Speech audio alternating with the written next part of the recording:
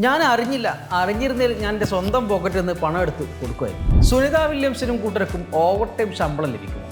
ഇല്ലെന്ന് തന്നെയാണ് ഉത്തരമെങ്കിലും കഴിഞ്ഞ ദിവസം ഇത് സംബന്ധിച്ച ചോദ്യത്തിന് US പ്രസിഡന്റ് ഡൊണാൾഡ് ട്രംപ് നൽകിയ മറുപടിയാണ് വിഷയം വീണ്ടും ചർച്ചയാക്കിയത്.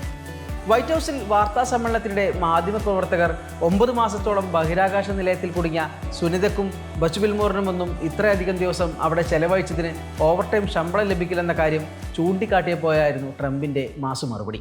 അറിഞ്ഞില്ലല്ലോ, ആരും പറഞ്ഞില്ലല്ലോ, അങ്ങനെയെങ്കിൽ ഞാൻ എൻ്റെ സ്വന്തം പോക്കറ്റിൽ നിന്ന് പണമെടുത്ത് കൊടുക്കുമായിരുന്നു എന്നായിരുന്നു ട്രംപിൻ്റെ പ്രതികരണം.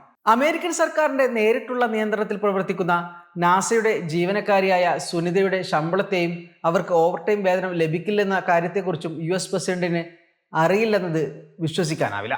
പ്രത്യേകിച്ച് സുനിതയുടെ ശമ്പളവുമായി ബന്ധപ്പെട്ട് ലോകമാകെ വാർത്തകൾ വന്ന അവസരത്തിൽ നാസയുടെ ബഹിരാകാശ യാത്രികർക്ക് ഓവർ ടൈം ജോലിക്ക് ഏതെങ്കിലും തരത്തിലുള്ള അധിക വേതനം ലഭിക്കുമോ എന്ന ചോദ്യത്തോടുള്ള പ്രതികരണത്തിലും പക്ഷേ മസ്കിനെ കൂട്ടി രാഷ്ട്രീയം കലർത്താനാണ് ട്രംപ് ശ്രമിച്ചത്. ഇലോൺ മസ്കിന് നന്ദി പറയാൻ ഞാൻ ആഗ്രഹിക്കുന്നു. കാരണം നമുക്ക് അദ്ദേഹമില്ലെങ്കിൽ എന്തായിരിക്കും സ്ഥിതിയെന്ന് ചിന്തിച്ചു നോക്കൂ. അവർക്ക് അവിടെ വളരെ കാലം കഴിയേണ്ടി വരുമായിരുന്നു. മറ്റാരാണ് അവരെ കൊണ്ടുവരാൻ പോകുന്നത്? 9 മുതൽ 10 മാസം ബഹിരാകാശത്ത് കഴിയുമ്പോൾ ശരീരം ക്ഷയിക്കാൻ തുടങ്ങും, ട്രംപ് പറഞ്ഞു.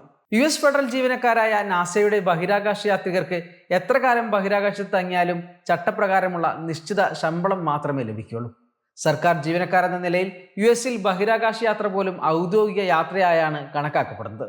അവധി ദിവസങ്ങളിലും വാരാന്ത്യങ്ങളിലും ജോലി ചെയ്യേണ്ടി വന്നാലും US-ൽ ഓവർ ടൈം ശമ്പളം ലഭിക്കില്ല.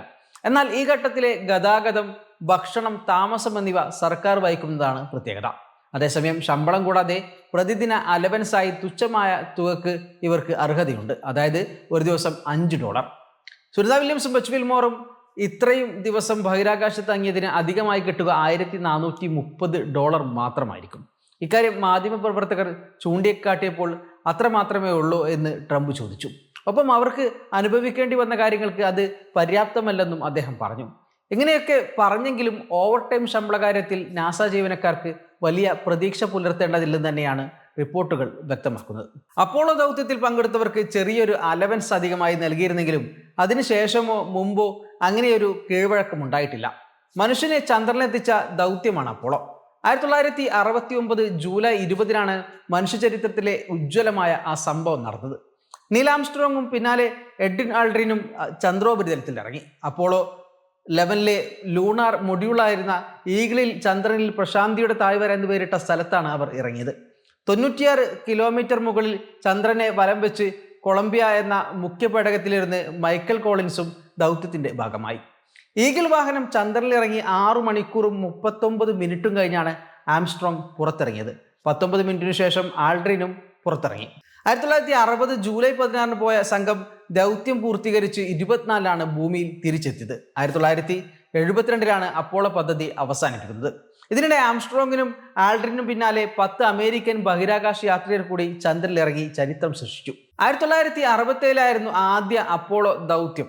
ആളില്ലാത്തതും സാറ്റേൺ റോക്കറ്റിന്റെ ശക്തി പരീക്ഷിക്കുവാനുള്ളതുമായിരുന്നു അപ്പോളോ 4, 5, 6 എന്നിവ.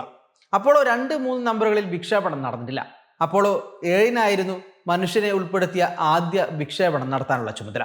എന്നാൽ 1967 ജനുവരി 27-ന് പരീക്ഷണാർത്ഥം അതിൽ കഴിഞ്ഞിരുന്ന എഡ്വേർഡ് വൈറ്റ്, വെർജിൽ ഗ്രിസം, റോജർ ചാഫി എന്നിവർ കമാൻഡ് മൊഡ്യൂളിനകത്തുണ്ടായ തീപിടുത്തം മൂലം വെന്തുമരിക്കുകയുണ്ടായി. തുടർന്ന് അതിന് അപ്പോളോ 1 എന്ന് പുനർനാമകരണം ചെയ്തു. അടുത്ത വിക്ഷേപണത്തെ അപ്പോളോ 7 എന്നും നാമകരണം ചെയ്തു. 1961-ൽ ആരംഭിച്ച അപ്പോളോ പദ്ധതിക്കായി $2540 കോടി അമേരിക്ക ചെലവഴിച്ചത്.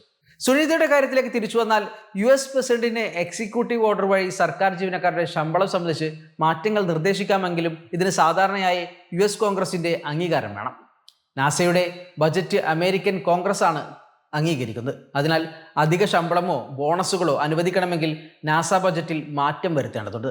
വളരെ അപൂർവമായി സഞ്ചാരികൾക്കും ശാസ്ത്രജ്ഞർക്കും നാസ അധിക പണം നൽകാറുണ്ട്. ഇതിലൊന്നാണ് അപായ ഭത്ത എന്നറിയപ്പെടുന്നത്. ചില അപകടകരമായ ജോലികൾക്കാണിത് നൽകുക. അപ്പോളോ ദൗത്യത്തിൽ പങ്കെടുത്തവർക്ക് ഇത്തരത്തിലുള്ള അധിക വേതനമാണ് നൽകിയത്. എന്നാൽ അത് ഓവർ ടൈം ശമ്പളമായല്ല നൽകിയിട്ടുള്ളത്. നിലവിലെ നാസ നിയമങ്ങൾ കൂടുതൽ സമയം ജോലി ചെയ്യുന്നതിന് അനുസൃതമായി ശമ്പളം വർദ്ധിപ്പിക്കാൻ അനുമതി നൽകുന്നില്ല എന്നതാണ് വാസ്തവം. 8 ദിവസത്തെ ഇന്റർനാഷണൽ സ്പേസ് സ്റ്റേഷൻ ദൗത്യത്തിന് പോയ സുനിൽ വില്യംസും ബച്ച് വിൽമോറും 286 ദിവസം ബഹിരാകാശത്ത് ചെലവഴിച്ചതിന് ശേഷമാണ് കഴിഞ്ഞ ദിവസം ഭൂമിയിൽ തിരിച്ചെത്തിയത്. ബഹിരാകാശത്ത് 278 ദിവസമാണ് ഇവർ അധികം ചെലവഴിച്ചത്. സുനിതയുടെയും കൂട്ടരുടെയും ശമ്പള കാര്യത്തിൽ ലോകത്തിന് വലിയ ജിജ്ഞാസയുണ്ടെന്ന് തന്നെയാണ് റിപ്പോർട്ടുകൾ വ്യക്തമാക്കുന്നത്. കഴിഞ്ഞ ദിവസങ്ങളിൽ ഇന്ത്യയിൽ ഏറ്റവും കൂടുതൽ ആളുകൾ ഗൂഗിളിൽ AI മീഡിയകളിലൊക്കെ തിരഞ്ഞ കാര്യങ്ങളിലൊന്ന് സുനിതയുടെ ശമ്പളമാണ്. സുനിത വില്യംസിന് പ്രതിവർഷം എത്ര ഇന്ത്യൻ രൂപ ശമ്പളമായി ലഭിക്കുമെന്നാണ് ഗൂഗിൾ ട്രെൻഡ്സിൽ മുന്നിലെത്തിയ അന്വേഷണങ്ങളൊന്ന്. ഇന്ത്യക്കാർ ഗൂഗിളിൽ തിരഞ്ഞ മറ്റൊരു കാര്യം സുനിത എവിടേക്കാണ് പോയതെന്നായിരുന്നു. അന്താരാഷ്ട്ര ബഹിരാകാശ നിലയത്തെക്കുറിച്ചുള്ള അന്വേഷണവും കുറവല്ലായിരുന്നു. ഇന്ത്യൻ വംശീയായ സുനിത വില്യംസിന്റെ ശമ്പളം സംബന്ധിച്ച് ഇന്ത്യക്കാർക്ക് കൗതുകം സ്വാഭാവികമാണ്. എന്നാൽ വെറും ശമ്പളത്തിന്റെ കോലിൽ നാസയിലെ ജോലി അളക്കുന്നവർക്ക് ഇതൊരു വിഷയമായി തോന്നും. മറ്റു വ്യവസായത്തിൽ ജോലി ചെയ്യുന്ന തുല്യ സാങ്കേതിക പരിജ്ഞാനവും പരിചയസമ്പത്തുമുള്ള ആളുകൾക്ക് കൂടുതൽ പണം സമ്പാദിക്കാൻ കഴിയുമെന്നതിന് നാസയുമായി ഒരു നിലക്കും ബന്ധിപ്പിക്കാനാവില്ല. കാരണം നാസയിലെ ജോലിയുടെ ലക്ഷ്യം സമ്പന്നരാവുക എന്നതല്ല, അവരുടെ ദൗത്യത്തിന്റെ ഭാഗമാവുക എന്നതും മനുഷ്യരാശിയുടെ മുന്നേറ്റത്തിലേക്കുള്ള ചുവടുവയ്പിൽ തൻ്റെതായ സംഭാവന അർപ്പിക്കുക എന്നതുമാണ്. ആ അളവുകോലിൽ അളക്കുമ്പോഴേ സുനിതയുടെ യഥാർത്ഥ ശമ്പളത്തിന്റെ വലുപ്പം നമുക്ക് തിരിച്ചറിയാനാകൂ. Waytonikah.com, the exclusive Muslim matrimonial site.